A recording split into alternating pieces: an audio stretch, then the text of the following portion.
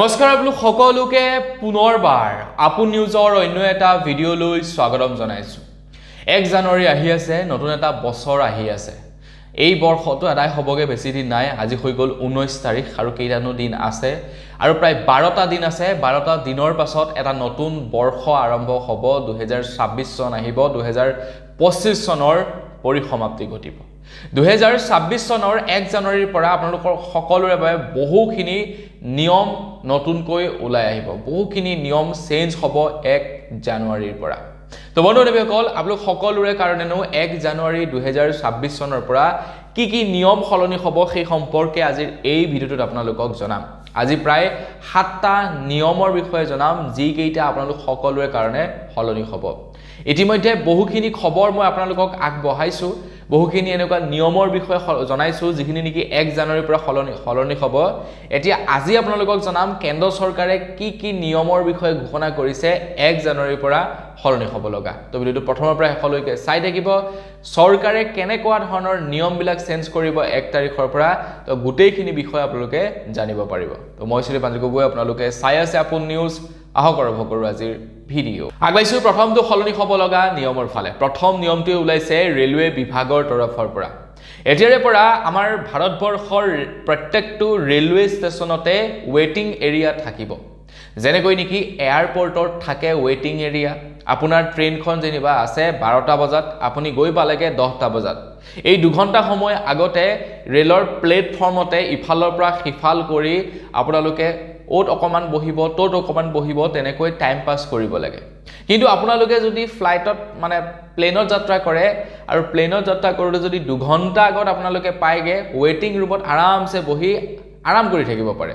এই ফেচিলিটিটো ট্ৰেইন ষ্টেচনবিলাকত নাছিলে, কিন্তু এতিয়া ভাৰতৰ প্ৰত্যেকটো ৰেলৱে ষ্টেচনতে সেই নিয়মটো হ'ব। ৱেটিং ৰুমছ থাকিব য'ত আপোনালোকে আৰামছে বহি লৈ এনজয় কৰিব পাৰিব। মানে আপোনালোকৰ ট্ৰেইনখন আছে 1 ঘণ্টা দেৰিকৈ, 2 ঘণ্টা দেৰিকৈ, আপোনালোকে আৰামছে আৰাম কৰিব পাৰিব ৱেটিং ৰুমত। তো 1 জানুৱাৰীৰ পৰা এই নিয়মটো সলনি হ'ব। ভাৰতৰ প্ৰত্যেকটো ৰেলৱে ষ্টেচনতে নিৰ্মাণ কৰা হ'ব ৱেটিং ৰুমছ। আগবাইছো ইয়াৰ পাছৰটো খবৰ ফালে। ইয়াৰ পাছৰ খবৰটো ওলাই পৰিছে ৰেল মন্ত্ৰালয়ৰ তৰফৰ পৰাই। আপোনালোকে যেনিবা গুৱাহাটীলৈ বুলি গৈছে, গুৱাহাটীলৈ বুলি যাওঁতে ৰেলত যাত্ৰা কৰি গ'ল। গুৱাহাটীৰ পল্টন বজাৰৰ ৰেলৱে ষ্টেচনত আপুনি যেতিয়াই নামিব, ৰেলৱে ষ্টেচনত নমাৰ পাছত আপোনালোকে হয়তো টমটমত উঠিব লাগিব ক'ৰবালৈ যাবৰ কাৰণে, হয়তো আপোনালোকে বাছত উঠিব লাগিব, নহ'লে অটো, নহ'লে আপোনালোকে টেক্সি ল'ব লাগিব ক'ৰবাত যাবৰ কাৰণে। অটো, টমটম, টেক্সি, বাছ এইবিলাকত ভাড়াটো অকণমান বেছিকৈ লৈ লয়। কিন্তু কেন্দ্ৰ চৰকাৰৰ ফালৰ পৰা নতুনকৈ এক নিয়ম আনিবলৈ গৈ আছে, যিটো নিয়মৰ অধীনত আপোনালোকে ৰেলৱে ষ্টেচনৰ পৰা ল'ব পাৰিব বাইক, স্কুটি, আৰু সেইবিলাক লৈ আপোনালোকে য'ত যাব লগা আছে তাত যাব পাৰিব। যেনেকৈ নেকি আজিকালি মানে বিভিন্ন কোম্পানীয়ে ফেচিলিটি দিয়ে ন, আপুনি আপোনাৰ ডকুমেণ্ট ছাবমিট কৰিলে, ডকুমেণ্ট ছাবমিট কৰি তাৰ পৰা আপুনি এখন বাইক বা স্কুটি কেইদিনমানৰ কাৰণে ৰেণ্টত লৈ ল'ব পাৰে। য'ত মন যায় তাত ঘূৰিলে মেলিলে, অৱশেষত গৈ বাইকখন ৰিটাৰ্ণ কৰি থৈ আহিলে। ঠিক তেনেকৈ আপোনালোকে এতিয়াৰে পৰা ৰেলৱে ষ্টেচনবিলাকতো বাইক, স্কুটি ল'ব পাৰিব। মানে তাৰ পৰা ল'ব পাৰিব, লৈ আপোনালোকে ঘূৰিলে মেলিলে আকৌ এখন চমজাই থৈ গুচি আহিব পাৰিব। আৰু এই যিটো ছিষ্টেম, এই ছিষ্টেমটো কিন্তু সব ষ্টেচনত নকৰে। ডাঙৰ যিবিলাক মেজৰ চিটিৰ ষ্টেচনবিলাক আছে, যেনে পল্টন বজাৰ হৈ গ'ল, এইবিলাক ডাঙৰ যিবিলাক ষ্টেচন আছে সেই ষ্টেচনবিলাকত কৰিব। এতিয়া আমাৰ গোটেই ভাৰতবৰ্ষৰ প্ৰত্যেকটো ষ্টেচনতে কৰিব বুলি কৈছে। আগবাইছো ইয়াৰ পাছৰটো সলনি হোৱা নিয়মৰ ফালে। এতিয়া খবৰ লৈ পৰিছে আপোনালোকে এতিয়াৰে পৰা চিলভাৰৰ ওপৰতো লোন ল'ব পাৰিব। মানে ৰূপৰ ওপৰতো আপোনালোকে লোন ল'ব পাৰিব বুলি জনাইছে। যেনেকৈ নেকি গোল্ড লোন ল'ব পাৰে।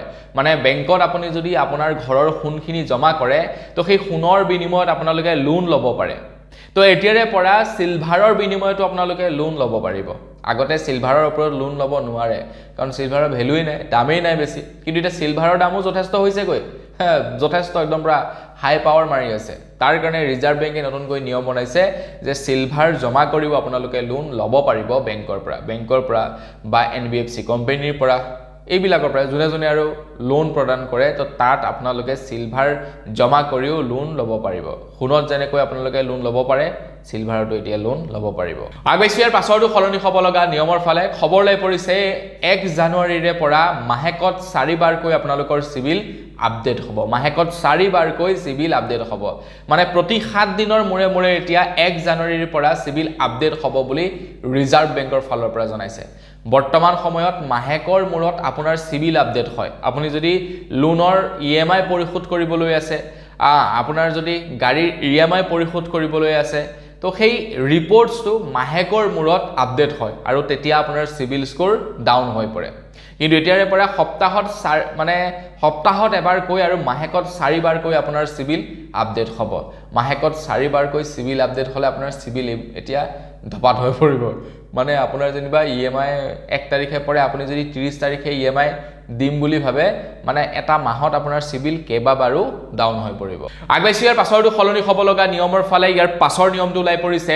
ৰেশন কাৰ্ডৰ ওপৰত আপোনালোকৰ বাৰু ৰেশন কাৰ্ড আছে নে নাই কমেন্ট সেকশনত জনাব ৰেশন কাৰ্ড যিসকলৰ নাই তেওঁলোকৰ কাৰণে এটা ভাল খবৰ ওলাইছে নতুন বৰ্ষৰ পৰা ৰেশন কাৰ্ড হ'ব অনলাইন আপোনালোকে অনলাইন মাধ্যমত ৰেশন কাৰ্ড আবেদন কৰিব পাৰিব অনলাইন মাধ্যমত আপোনালোকৰ ৰেশন কাৰ্ডৰ যদি কিবা অভাৱ অভিযোগ থাকে সেই সম্পৰ্কে আপোনালোকে অৱগত কৰিব পাৰিব এতিয়াতো এটা অফলাইন প্ৰক্ৰিয়া ন ৰেশন কাৰ্ড এপ্লাই কৰাটো তো নতুন বৰ্ষত অফলাইন প্ৰক্ৰিয়া নহয় সম্পূৰ্ণ অনলাইন প্ৰক্ৰিয়া হ'ব অনলাইন প্ৰক্ৰিয়াৰ দ্বাৰা আপোনালোকে ৰেশন কাৰ্ড আবেদন কৰিব পাৰিব কেনে পাইছে বাৰু নতুনকৈ সলনি হ'ব লগা নিয়ম কেইটাৰ বিষয়ে জানি কমেন্ট সেকশনত জনাই থৈ যাব আগবাইছো ইয়াৰ পাছৰটো সলনি হ'ব লগা নিয়মৰ ফালে ইয়াৰ পাছৰ নিয়মটো ওলাই পৰিছে কেন্দ্ৰ চৰকাৰৰ চাকৰিয়াল সকলৰ কাৰণে কেন্দ্ৰ চৰকাৰৰ চাকৰিয়াল সকলৰ এতিয়া 8 পে কমিশন গঠন হ'ব অৰ্থাৎ 1 জানুৱাৰীৰে পৰা কেন্দ্ৰ চৰকাৰৰ চাকৰিয়াল সকলৰ দৰমহা বৃদ্ধি হ'ব 8 পে কমিশন গঠন কৰা হ'ব চৰকাৰী চাকৰিয়াল বিলাকৰ দৰমহা বৃদ্ধি হ'ব এটা কিমান মান বৃদ্ধি হ'ব সেই সম্পৰ্কেটো ক'ব নোৱাৰিম কিন্তু বহু পৰিমাণে বৃদ্ধি হ'ব কিছুমানেতো কৈ আছে 30-40% লৈকে হাইক হ'ব বুলি গতিকে দেখা যাওক 1 জানুৱাৰীত কিমান % দৰমহা বৃদ্ধি হয় আগবাইছো একেবাৰে শেষৰটো সলনি হ'ব লগা নিয়মৰ ফালে খবৰ লাই পৰিছে এপ্ৰিল মাহৰ পৰা এপ্ৰিল 2026ৰ পৰা আমাৰ ভাৰতবৰ্ষত লোকপিয়ল কৰা হ'ব বুলি জনাইছে মানে জনগণনা কৰা হ'ব আমাৰ ভাৰতবৰ্ষত এপ্ৰিল মাহৰ পৰা আৰু এতিয়ালৈকে সৰ্বমুঠ মানে 4 বাৰ জনগণনা কৰা হ'ব বা লোকপিয়ল কৰা হ'ব তো এতিয়া মানে পুৰা পাৰফেক্ট এমাউন্ট ওলাব যে আমাৰ ভাৰতবৰ্ষত কিমান মানুহ আছে আমাৰ ভাৰতৰ জনসংখ্যা কিমান অসমৰ জনসংখ্যা কিমান সেই সম্পৰ্কে আমি এপ্ৰিলৰ পাছৰে পৰা গম পাব পাৰিম দুটা পৰ্যায়ত হ'ব প্ৰথমটো হ'ব 26 চনত দ্বিতীয়টো হ'ব 27 চনত আৰু ইয়াৰ বাবে প্ৰায় 11000 কোটি টকা ব্যয় কৰা হ'ব এজন ব্যক্তিৰ প্ৰতি 97 টকাকৈ খৰচা কৰিব তো বন্ধুসকল বস আজিৰ ভিডিও জনাবলৈকে খবৰ ইমান কেইটাই আছিল আশা কৰো খবৰ কেইটা জানি ভাল পালে যদি ভাল লাগিলে লাইক এটা কৰিব চেনেলটো সাবস্ক্ৰাইব কৰাই সাবস্ক্ৰাইব তো কৰি লব পুনৰ এটা ভিডিও লগ পোৱাৰ আশা লৈ বিৰাম কৰিছো ধন্যবাদ জয় অসম